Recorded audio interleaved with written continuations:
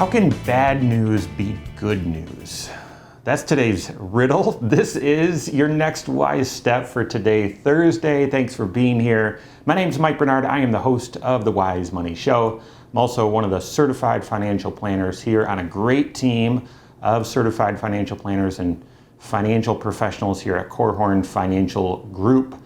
All right, thanks for being here. If you're not already a subscriber, if this is your first time to this channel, I'm going to ask you, do me a favor and subscribe to this channel and turn on notifications. Why? Because right now, during this crisis, the financial steps that you take are more important than ever. And right here, this is your source for wisdom applied to your financial life. There's a lot of financial noise out there, and honestly, a lot of misinformation in regards to the CARES Act and different things. So stay here for your next wise step and all the information you need to apply to your financial life. So subscribe, hit that notification button, and click that thumbs up button. I appreciate it. You can leave questions below as well. I will hit them as I'm coming to you every single business day with updates. And then of course, every single weekend, we've got the full Wise Money Show. We're talking about part 2 of the CARES Act, how it applies to small businesses.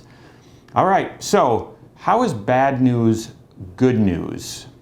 Well, today we got news that another 6.6 million people applied for unemployment this week. That's right there at last week's record. But then the Federal Reserve announced another stimulus plan. This is the 4th stimulus package, and how big is this one? $2.3 trillion, similar to the last one that was passed and swept through Congress called the CARES Act. So what does this mean? It means Wall Street's green right now in the morning. We'll see how it goes, but right now, Wall Street appears to be climbing a mountain of cash. And, a few weeks ago, during a severe uptick, I was right here on this channel saying, boy, I don't know if this is the bottom. History suggests that it's not. I would still agree with that, but as of right now, that's been the bottom. And with yet another enormous stimulus, it does look like the Fed and Congress are just putting the market on their shoulders and just pushing money into the system, saying, we will push you back up. The interesting thing, though, is when you look at those unemployment numbers, and as we start to see corporate earnings, will the economy actually be indicating, no, this is not going to be a quick V-shaped recovery. We're going to be trudging through the mud here for a while. Only time will tell. No one really knows. Similar to yesterday's video, you've got to have an investment strategy that doesn't rely on you trying to time this perfectly. Anytime you're wanting or you believe you can outthink Wall Street, that's very, very dangerous.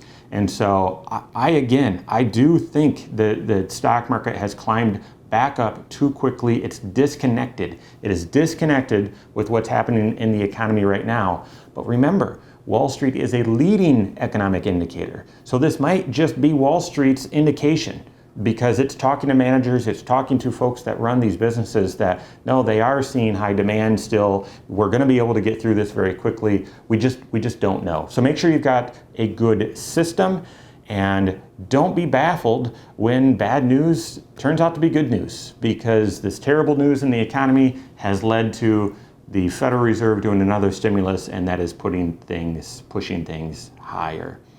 One of the things that I'd encourage you as you're making adjustments in your financial life right now, I'd encourage you in 2 ways right now. I've been talking to more and more people that are furloughed, and they're saying, well, the economy is supposed to reopen here in a week or in 2 weeks or whenever, and therefore I'll be back to work, so I'm not going to apply for unemployment.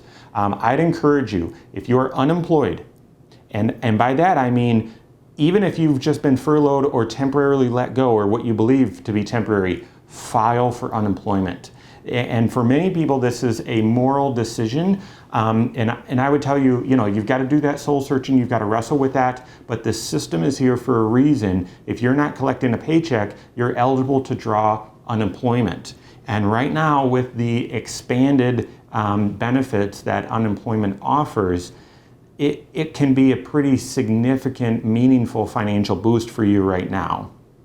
And listen, if they do start reopening the economy slowly and you're quickly back to work, then you just turn it off. So I would encourage you, try not to be the hero here.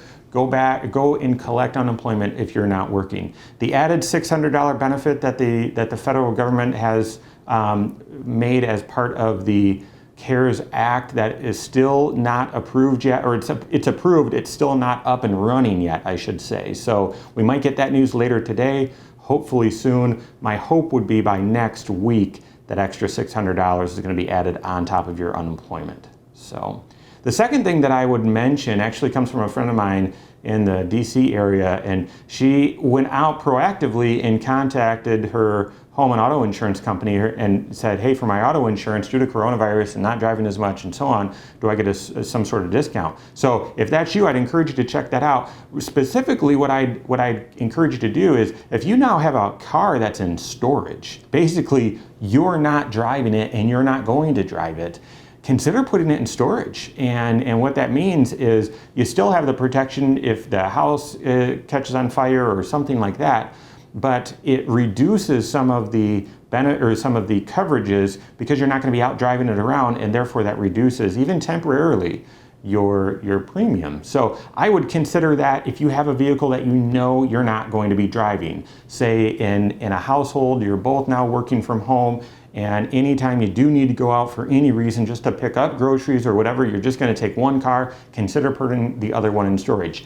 Don't forget to take it out of storage as soon as you're ready to start driving it again. What people don't realize is when you put a car in storage, that doesn't mean you can just drive it sparingly. It means you're not going to drive it. There is no liability coverage on that thing if you take it out and about driving it. So even if we see that a lot for folks here in the north, where they put their summer car, their Corvette, their sports car, something like that, in storage for the winter, and then we get this one random nice day, they take it out and take it for a spin, there's no coverage on it. So you gotta be very, very careful. But if that applies to you, it's a way to keep some extra dollars in your pocket during this really challenging time. Something that I would definitely argue that you do is have tight reins on your budget. So, all right, I hope that helps you.